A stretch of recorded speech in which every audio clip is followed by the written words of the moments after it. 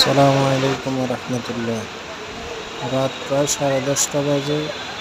তখনও শহর জুড়ে বৃষ্টি, প্রচণ্ড বৃষ্টির কারণে এই যে এখন এই জায়গাটা, যে জায়গাটাতে দাঁড়িয়ে ভিডিও করতেছি, এই জায়গাটা সবসময় আপনার দেশি সবজি বিক্রেতা এবং শাক বিক্রেতাদের কারণে মুখরিত থাকে। বড় মসজিদের সামনে তাকে রোডের মধ্যে মাছ বিক্রেতা মোটামুটি সবার এই সময়টাতে একটা যানজট লেগে যায় মোটামুটি ভাবে। আজকে কিন্তু দুইজন সবজি বিক্রেতা ভ্যান গাড়িতে সবজি নিয়ে বসে আছে, কোনো ক্রেতা নেই।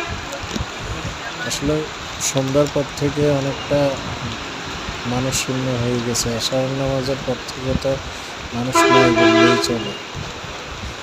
তো সবাই ভালো থাকবেন, সুস্থ থাকবেন। গুড নাইট, আল্লাহ হাফেজ।